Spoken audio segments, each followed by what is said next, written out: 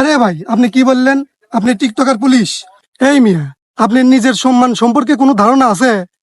সম্মান আর পায় কোনে স্যার? এখন দেশের জনগণ তো পুলিশে খালি অবহেলা হারে, আর যেটা বেতন পায় মাস শেষে আবার আওলাদ করে চলা নাগে। আর এই দেখেন, এরা মাসে টিকটক করে লাখ লাখ টাকা কামাই হরে না পারে, এই পথই বেছে নিচ্ছে।